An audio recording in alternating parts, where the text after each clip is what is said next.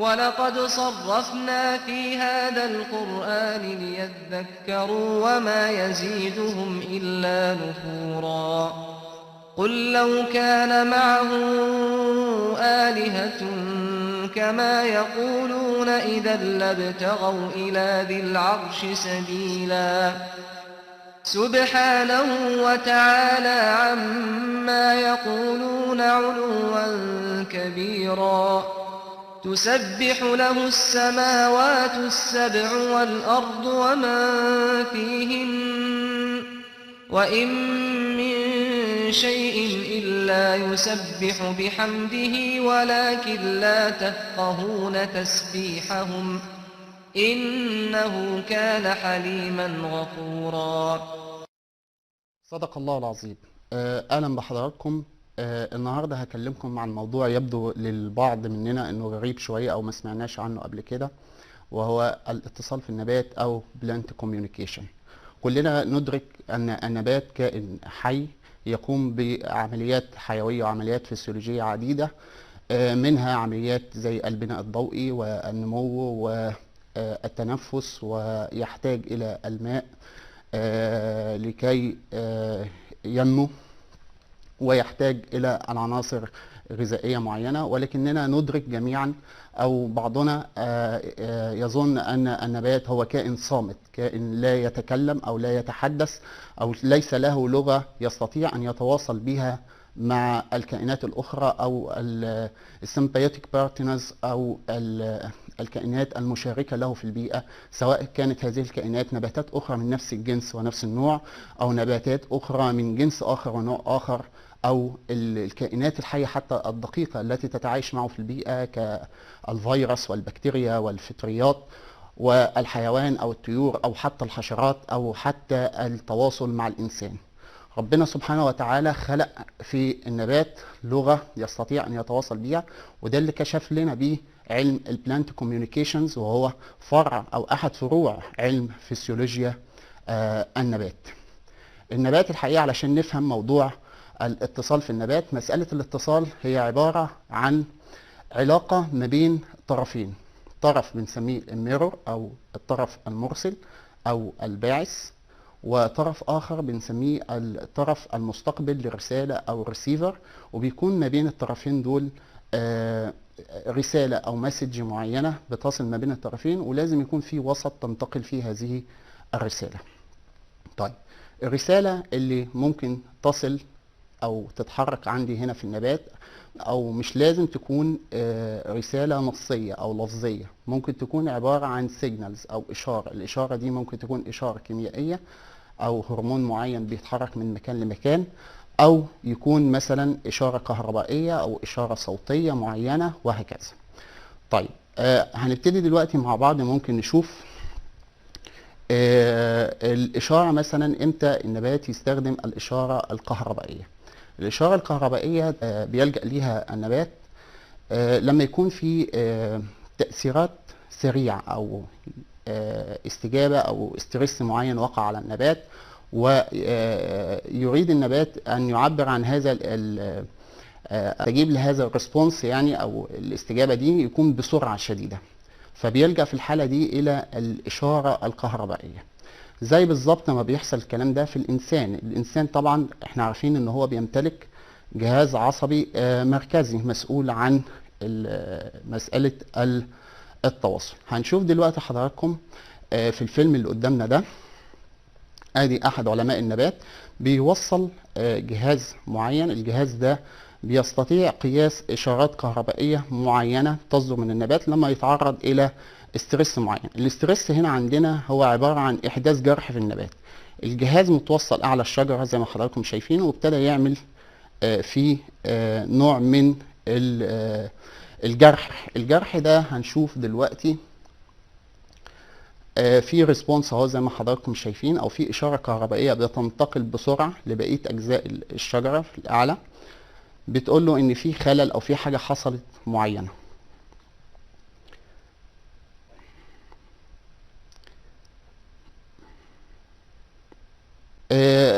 ايضا ممكن نشوف في الاستجابات دي ايضا او الاستجابات الكهربائيه ممكن نشوف ان النبات بيبتدي يعمل نوع من التحذير لخلل معين ممكن يتعرض ليه النبات.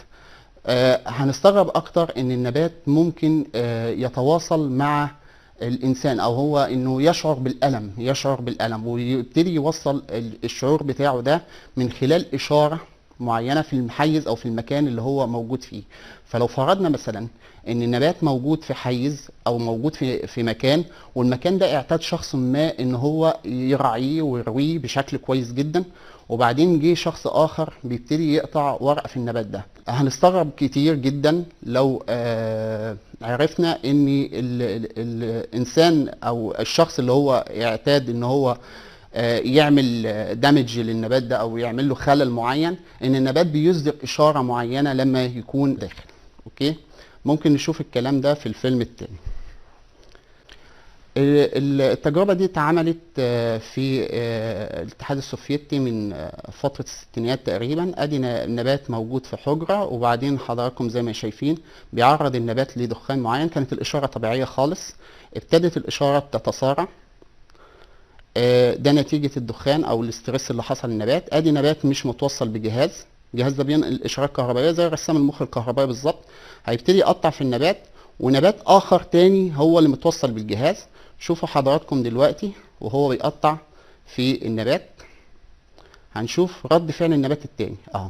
الاشارات ابتدت تتغير، بدل ما كانت اشارات طبيعيه او نورمال عاديه خالص، ابتدى يدينا اشارات مختلفه تماما. وبالتالي النبات هنا في لغه حوار او في لغه تواصل ما بينه وما بين نبات اخر موجود معاه في نفس الحجره.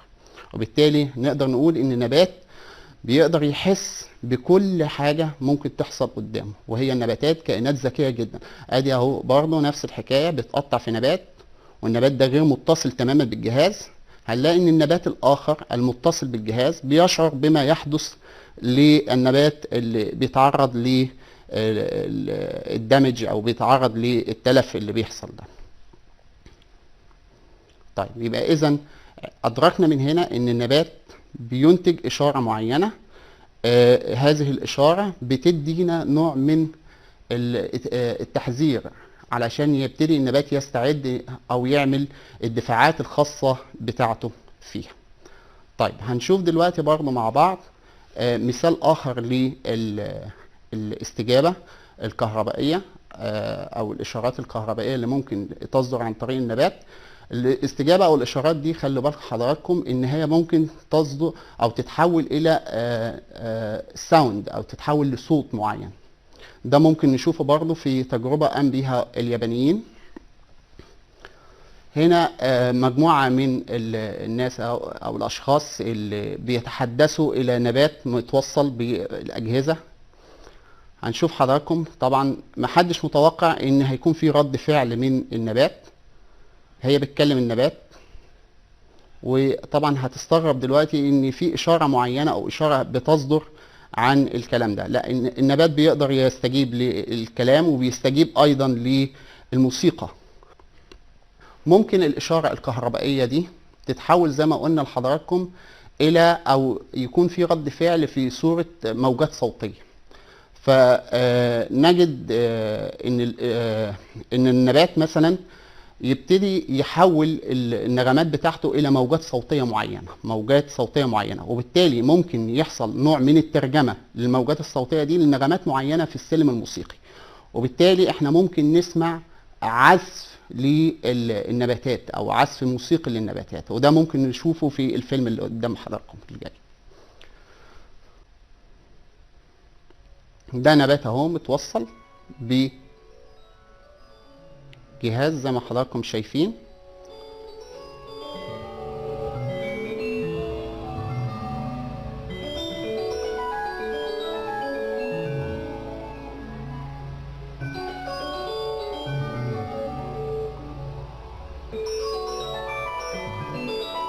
زي ما حضراتكم شايفين كده ان النغمات او الموجات الكهربائيه او الاشاره الكهربائيه اللي صادره من النبات ممكن زي ما حضراتكم عارفين انها تتحول الى نغمه موسيقيه معينه، وبالتالي الاشارات دي تترجم الى نغمات موسيقيه، فنسمع ما يسمى بالعزف الموسيقي للنباتات. ايه هو انواع الاتصال في النبات؟ النبات الحقيقه عنده 3 انواع من الاتصال طبقا للابحاث اللي اتنشرت والمراجع العلميه. فهناك نوع من الاتصال بيسموه انترا اورجانيزمك، والانترا اورجانيزمك ده هو عباره عن اتصال بيحدث يعني في نفس النبات نفسه. طيب هذا الاتصال في منه نوعين. في نوع اسمه انترا سيلولار اللي هو ان ذا سيم سيل في داخل الخليه الواحده، وفي اتصال اخر اللي هو بنسميه انتر سيلولار اللي هو ما بين خليه وخليه اخرى مجاوره. طيب الاتصال اللي هو داخل الخليه الواحده، هو احنا عارفين ان الخلايا النباتيه بيبقى يكون ليها جدار خلوي، وبيكون فيه هناك بعض العضيات اللي موجوده داخل الخليه زي النواه وزي البلاستيدات الخضراء و جسيمات أخرى كثيرة والشبكة الإندوبلازمية وهكذا. هذه الجسيمات لا تعمل بمفردها ولا تعمل كل واحدة في معزل عن الجسيم الآخر أو العضية الأخرى. فهناك دائما في حالة من التنسيق وحالة من التنظيم وحالة من التواصل المستمر ما بين العضيات المختلفة دي. وأيضا الخلية لا تعمل بمفردها، فالخلايا بتعمل في حالة تنسيق مع الخلايا المجاورة لها. طيب هذا التنسيق يبقى لازم يكون بيتم عن طريق عملية تواصل، عملية اتصال بتتم ما بين الخلية والخلية المجاورة. في خيوط بتبقى اسمها خيوط البلازموديزماتا. البلازموديزماتا دي خيوط دقيقة جدا بتربط ما بين الخلية والخلية المجاورة، بتعدي من فتحات دقيقة بنسميها النقر، دي بتكون موجودة في الجدار الخلوي. طيب النوع الثاني من الاتصال، احنا عارفين طبعا ان الخلايا مع بعضها بتشكل انسجه، والانسجه تشكل اعضاء، وما فيش عندنا عضو في النبات بيعمل لوحده، كله بيتم في عمليه تنسيق وتنظيم تام جدا. النوع الثاني من الاتصال وهو بيسموه الانتر اورجانيزمك. انتر اورجانيزمك اللي هو بيتم ما بين نبات ونبات اخر خالص، نبات مختلف تماما. ممكن النبات التاني ده يكون من نفس الجنس ونفس النوع، وممكن يكون نبات من جنس آخر ونوع آخر. طب إزاي يتم التواصل ما بين جنس وجنس آخر؟ ده ممكن نشوفه في بعض الدراسات المتعلقة بأمراض النبات. بنلاقي مثلا إن هناك نبات بيصاب بمرض معين، فطر معين. تبص تلاقي حضرتك ان في الحقل المجاور ليه بعيدا عنه نباتات من نوع اخر او جنس اخر بتبتدي تتنقل لها اشاره معينه عن طريق مركبات طياره، وتبتدي تخلق داخلها بعض المركبات الدفاعيه اللي بتقاوم هذا الفطر او هذا الفيروس. النوع الثالث من الاتصال في النبات هو بيسموه الترانس سبيسيفيك، او الاتصال ما بين النبات وكائن اخر لا نباتي. الاتصال كالاتصال ما بين النبات مثلا والكائنات الدقيقة.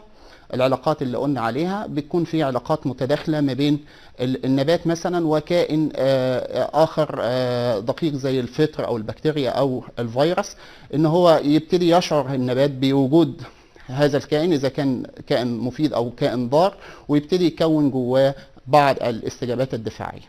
طب هنرجع مرة تانية لمسألة الاشارات الكهربائيه. الاشاره الكهربائيه اللي بتتنقل ده النبات اللي قدامنا في الفيلم اللي قدامنا ده اسمه ميموزا بيوديكا. النبات ده الحقيقه وبيسموه هنا في مصر الست المستحيه. النبات ده بالملامسه زي ما حضراتكم شايفين بيحصل فيه استجابه والاوراق بتاعته بتبتدي تقفل. طيب لو جينا وعملنا وحققنا هنا هو مخدر معين زي الاثير، هنلاقي ان الاثير ده هتبتدي دلوقتي بعد حوالي ساعة من إجراء التجربة الأبخرة بتاعت الإثير بتعمل وقف للإشارات الكهربائية اللي خارجة من النبات، وبالتالي النبات ما بيقدرش يعمل الاستجابة دي، يعني ما يقدرش يقفل أوراقه مرة تانية ولا حتى يستجيب حتى لعملية إحداث جروح أو قطع، زي بالظبط المريض اللي بيخش عملية جراحية لازم يخضع لعملية البنج. طب البنج ليه؟ علشان يفصل له الإحساس وينقل نقل الإشارات العصبية والإشارات الكهربائية اللي هي بتبقى متصلة بالجهاز العصبي، وبالتالي النبات هنا مفيش أي نوع من الاستجابة. الكلام ده بيوضحه بعد كده الدكتور فاجنر في أحد الأساتذة في ألمانيا اللي اشتغل على مسألة البلانت كوميونيكيشن. وبيورينا دلوقتي ان هناك اشارات كهربائيه معينه بتخرج من النبات لما بيتعرض الى مؤثر خارجي. المؤثر الخارجي ده ممكن يكون طبعا ممكن يكون ملامسه او يكون حراره زايده او اي مؤثر خارجي ممكن ياثر على النبات، ولكن بتخرج نوع من الاشارات. فهنا المخدر عمل تثبيط لنقل هذه الاشارات الكهربائيه، وبالتالي الصوره اللي شفناها من شويه ان النبات ما قدرش ينقل الاشاره، ده كان راجع لتاثير المخدر على عمليه نقل الاشارات الكهربائيه داخل النبات. يبقى اذا زي ما حضراتكم شايفين كده في لغه معينه موجوده جوه النبات بيبتدي يتواصل بيها ويتفاهم بيها مع ما يحيط به من البيئه، وبيستغل ده كويس جدا في انه يقدر يعمل تقييم لكل العناصر البيئيه اللي بتحيط بيه. فاذا تعرض النبات مثلا لجفاف تبص تلاقيه ان هو بيقفل الصهور بتاعته. طب عرف ازاي؟ او الاوراق بتاعته استشعرت ازاي ان في جفاف في التربه، وان الاوراق هي بعيده جدا عن التربه، اللي متصل بالتربه هو الجذر. هنا بنقول ان في اشاره معينه اتنقلت من الجذر الى الاوراق بتحث الاوراق على غلق الصهور. الاشاره دي ممكن تكون اشاره زي ما حضراتكم عارفين اشاره هرمونيه مثلا زي حمض الابسيسيك بيلعب دور مهم جدا في المساله دي، او عنصر معين من العناصر الكيميائيه زي عنصر الكالسيوم، او تغير معين في درجات البي اتش. كل ده بتشكل رساله معينه تنتقل من عضو الى عضو اخر وتؤدي في النهايه الى الاستجابه المطلوبه. السؤال دلوقتي احنا ازاي ممكن نقدر نستفيد من معرفتنا او دراستنا لعلم البلانت كوميونيكيشن او الاتصال في النبات؟ الحقيقه ممكن نستفيد من المساله دي بشكل بسيط جدا، ان احنا نعرف ايه هي الاشارات التي تصدر من النبات في ظرف معين من الظروف التي يتعرض لها. فاذا عرفنا مثلا ان النبات في ظرف الجفاف يصدر اشارات معينه، نقدر نعرف الموجات او الاشارات دي طالعه شكلها ايه بالظبط ونحددها، وثم بعد ذلك يغذى بيها برنامج او جهاز كمبيوتر مثلا، برنامج معين يعرف الاشاره دي، وبعدين الاشاره دي نبتدي نترجمها زي القواميس الناطقه اللي موجوده على اجهزه الحاسب بتاعتنا اللي هي بتنطق اللغات المختلفه. فاذا صدرت الاشاره المتعارف عليها ان في وجود جفاف او النبات يعاني مثلا من نقص في الميه، فيدينا جمله معينه زي I need water، وده ممكن نشوفه في الفيلم اللي جاي حضراتكم. ادي الجهاز اللي بقول لحضراتكم عليه. طبعا بيبقى فيه زي ماذر بورد. الجهاز ده ممكن نوصله في التربه، بيحس طبعا بالاشارات الناتجه من الجذر اول ما يستشعر النبات ان في جفاف، وبعد كده الجهاز ده يكون واصل بجهاز اخر نستقبل بيه الصوت زي التليفون مثلا، جهاز التليفون. لما بيحصل الاشاره او تصدر الاشاره الخاصه بعمليه حدوث جفاف دي، بتدي اشاره على طول للنبات، والنبات يدي اشاره على طول للجهاز، والجهاز يبتدي يحصل زي رن التليفون، فحضرتك ترفع السماعه تستمع الى ان النبات بيقول I need water او انا محتاج ميه في الوقت ده. يبقى ده استخدام حديث واستخدام متقدم جدا ان احنا نعرف احتياجات النبات من خلال الاشارات المختلفة التي تنتج من النبات في ظرف معين. طبعا الاشارات دي ممكن حضراتكم نفصلها ونتعرف عليها في حاجات تانية، مش شرط بس الجفاف. يعني اذا كان مثلا النبات محتاج عنصر معين او تسميد معين بعناصر معينة، مش لازم اعمل تحليلات هنا كيميائية علشان احدد نقص العنصر. اذا تعرف على اشارة محددة للنبات بتنتج في ظرف معين، فممكن من خلال هذه الاشارات وبسرعة شديدة جدا اعمل صوب مجهزة بتترجم الاشارات دي، واعرف ايه الاحتياجات المطلوبه بالظبط للنبات في الوقت ده، فابتدي اديله احتياجاته طبقا للاشارات اللي خارجه منه. في النهايه بشكر حضراتكم، بتمنى نكون استفدنا، والى اللقاء ان شاء الله في حلقه قادمه هنتكلم فيها عن باقي الاشارات بالتفصيل اكتر، ونعرف ايه البحوث اللي اتنشرت في هذا المجال. شكرا جزيلا.